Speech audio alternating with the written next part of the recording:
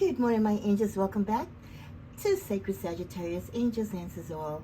Your Sagittarius home here on YouTube. This is your weekend general reading, which will then be followed by your weekend general love reading. I hope you find time during your busy weekend. Maybe you're on vacation or you're just resting on your hammock or on your couch to catch up with all the beautiful content that I'm guided to bless you with for the December energies for the sign of Sagittarius. My cards are always blessed, prayed, and shuffled before the reading so that I can spend more time giving you quality reasons.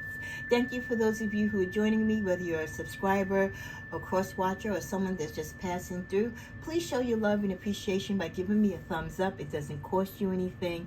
It helps the videos in the YouTube, algorithm, and gets them seen by the rest of the community. Thank you so much. Okay, let's start out with an affirmation for today. What do we get? I believe in love. That's a nice affirmation to start out with today, right? I believe in love. And sometimes we don't believe in love because love isn't kind to us. Our relationships don't necessarily have the happy ending that we see. We don't see the light at the end of the rainbow. But don't let broken hearts, disgruntled exes, or your own disappointments with love hinder your spirit. Continue to believe in love. The love of God, the love of life, the love of mankind. So yes, I believe in love. I think it's a beautiful affirmation that you can say throughout the day to give you many blessings and to kind of reaffirm your magic and your belief in love, even when it can be very disappointing and let us down at times. We also get the message today, get more sleep, Sagittarius. You're burning the candlestick at both ends. And, I know we're busy. We're very busy, doing things, thinking about things. Our brains are just constantly, wanting to develop, wanting to grow, wanting to just be wonderful, right? We want to heal and help so many people. And we also want to bring joy, not into others' lives, but of our own. But in order to do that, you've got to get rest. So if you're that Sag that's working more than 2 jobs, or maybe you work one job where you're working 16-hour shifts, please get the rest that you need. It's not just physical rest, it's spiritual, it's mental, okay? It's your emotional rest. We go through a lot of things in life. We experience a lot of things in life, and it can be a burden. It can weigh heavy upon us. And getting adequate amount of sleep, or just taking time out to do the beautiful things in life that you enjoy, that bring you joy, can really make the difference on the positivity in your attitude and your energetic level. So I love that. As we start out, let's see what the other messages are for us this weekend. Happy birthday to those of you who are celebrating your Sagittarius birthday today and tomorrow. And we have one more week. So happy birthday to those of you who have upcoming birthdays coming up. Okay, with the message rebuilding, it's time to reevaluate your life, Saggy, and adjust to thrive in your new circumstances. Focus on what you can control. This is a time when many of you have visions, or you're planning, like I said, working towards the new year, or this is a big birthday for you. This is a change in the cycle of your life, and you're going to be walking through doors of opportunity or doors of the unknown, and you need to kind of revise and revisit your life. Maybe what worked for you in the past isn't what works for you now. We also get the message of one last move. You have come far in your journey. Keep going, and you will soon see what you've accomplished. So many of you, it's like a game of chess or checkers. Maybe you've been working on a project, putting your energy and making moves in a particular situation in which you're going to see the fruits of your labor. So whatever you've been putting your heart and soul into, whatever you've been working really hard to manifest or to complete, maybe you're working towards a college degree, maybe you're working on a savings fund to put your children into college, you're working on getting a new home or getting that new furnace, right? Or you're taking your dream vacation to celebrate your birthday. Whatever it is, you're almost there. You're almost at that last move, and you're going to be it's such a gratifying feeling when you set goals, or you just make plans to do things and you stick to the plan and you actually get to do them. That's part of our Sagittarius energy. That's why we have these arrows. We kind of aim them in different directions and in different things. Some things fall through, but a lot of things do manifest. So for many of you, you're at that end move, that last dollar, that last block of energy that you have to give to something for it to be to completion. We also get the message of between worlds. There is one beauty or one reality that is slowly dying to the one still waiting to be born. Some of you are stuck as you age or as you're going in life between old and new thoughts, old and new ways of doing things. The universe wants you to take time to recognize when you feel yourself slipping back into old routines or doing things that you promised yourself that you would never do again, or hanging around people or inviting certain energy that you know is not good for you. When you see yourself crossing over between past and new things, especially past things that you know that have hurt you, you need to recognize it and say, hey, what am I doing? Am I slipping back into that routine? And am I going back to that addictive behavior? Do I see myself falling back into that toxic relationship? When you make plans to move forward, not taking the past with you, only the lessons, and not letting the past become part of the trajectory of what it is that you want to manifest in the future. Your past should only be a lesson that you take into you with the energy of what you want to manifest. Don't let anything from the past creep up that you know is negative and toxic, that is going to disturb or rattle or shake your boat, or sometimes curtail your dreams in what you're trying to do in your life. So it's almost like the same energy, I would say, when you're between worlds, like you're living with two masters, the good and bad. You have to pick a side. That's what that's really saying. Pick a side, Sagittarius. And at the bottom of the deck, we get good choices. Expect a positive outcome from the good choices you have made in the past, being in alignment, staying the course, knowing right from wrong. So good choices. Stick to the things that you know that work. Keep the people in your circle that you know that are truly for you. Ascertain, have you been making good choices? Maybe you need to reevaluate some of the choices that you have made in your life. The angelic messages we get are love yourself. You're always enough as you are, Saggy. It's time to make your happiness a priority. Listen to what your inner self is saying. Love yourself. Some of us give so much love and compassion to others that we forget that we need love too, right? It all starts and finishes with us. So sometimes when you're in relationships and they don't work out, a great way to heal, other than forgetting that person and kind of coming to terms with what worked and what didn't work in a relationship, is all that love that you pour into other people, all that love you were giving to that man or woman that you called your partner. Bestow that love upon you now. Make you be that special person in your life. Make you be the priority in your life. And as I always say when these type of messages come up, it is not a selfish thing to love yourself. So the universe is bringing this message forth because it sees that many of you need to love yourself. That loving yourself is the first step of being able to understanding on how to love others. We also get the message of the unseen. This came out also on the prior reading that I'm uploading today. So it's a strong reminder that there are greater forces working behind the scenes, taking care of all the details in our life. We need to let go of the specifics and just let God and the universe do their work. So this is the second time within this. I just literally did your December mid-month reading and this card came up. And as you know, I strongly believe when we get repetitive messages, they're repetitive because they're important. So many of you could be struggling with wanting to tamper, wanting to intervene in your prayers, trying to take control of your life, when sometimes when you take control, you actually make things worse than better.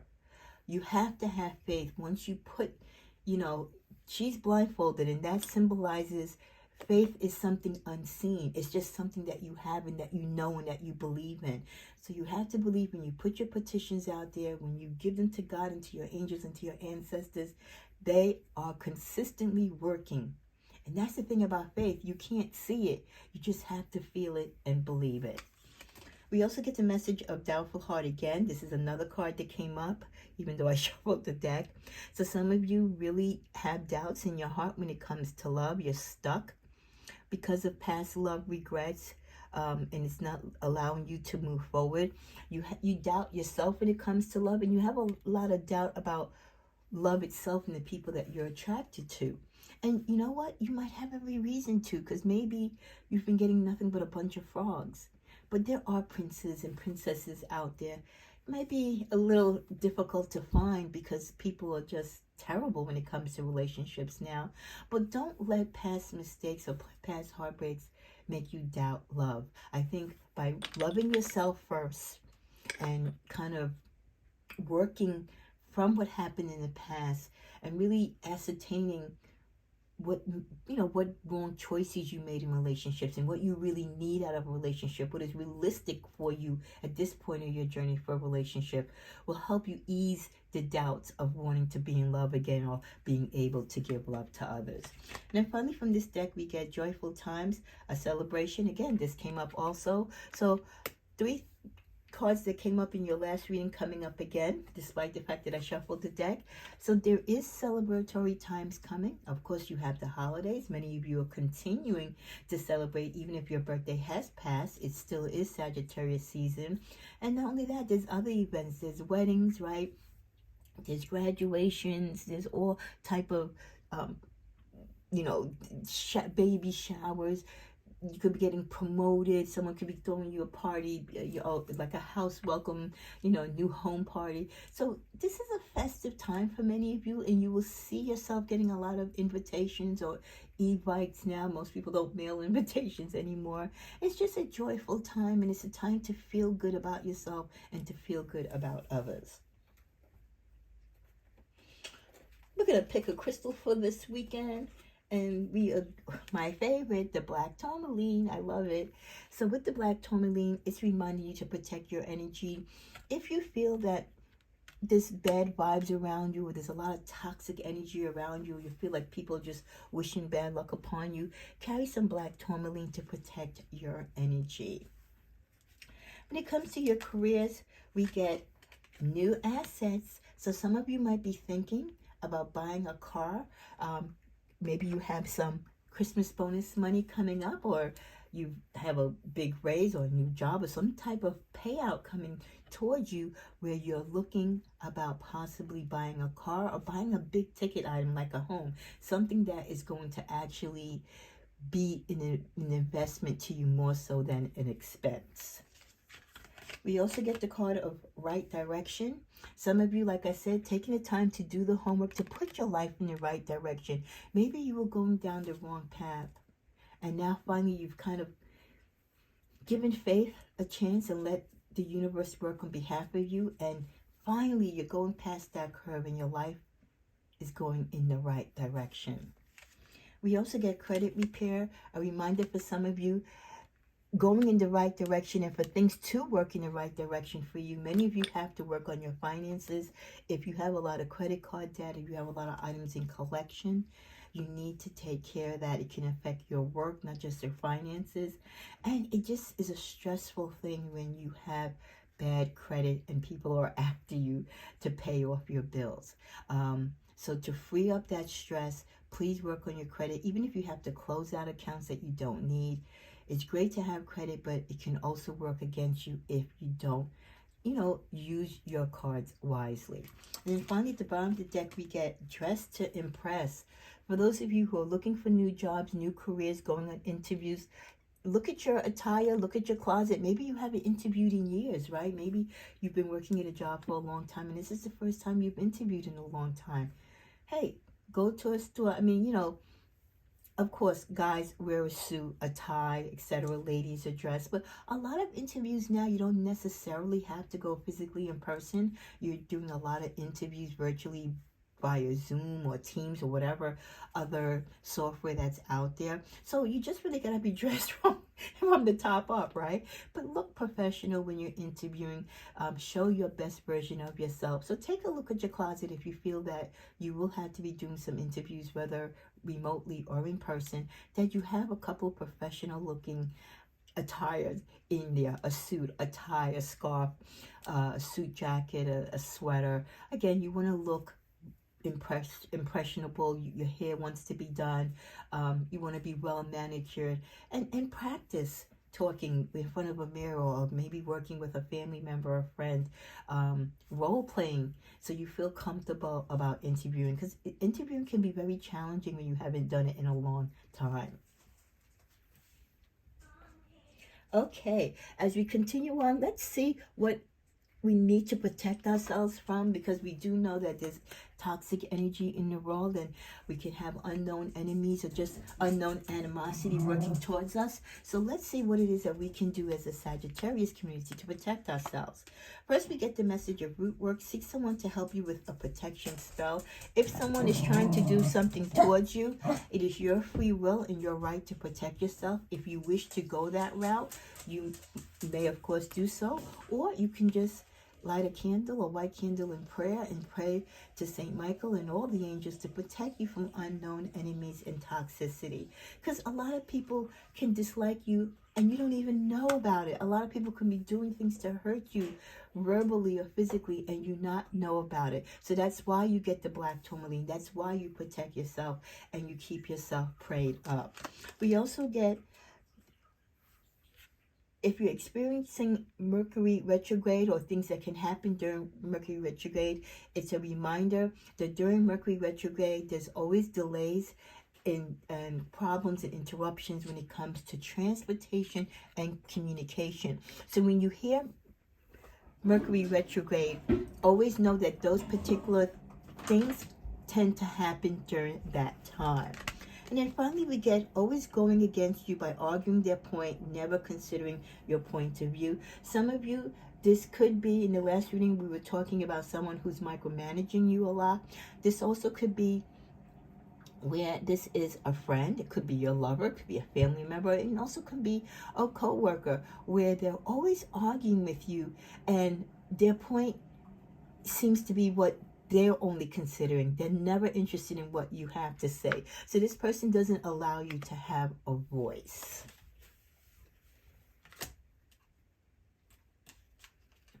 We also get the message, win some, lose some.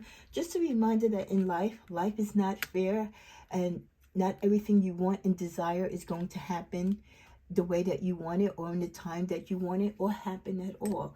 So keep an open mind in life that yes, there are some battles you will win and there will be some that you will lose. We also get the message, live within your means or die keeping up with the Joneses.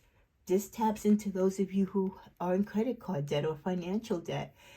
Stop trying to match and compete with what your neighbors or friends have. If they're driving a Maserati and you're upset because you're driving a Ford, or maybe they have Maserati money and you have Ford money. Live within your means, because you will just put yourself into more financial debt, which will then affect your health, bring more despair to you. So enjoy what you have and be happy with what you have, and say kudos to those who might have more.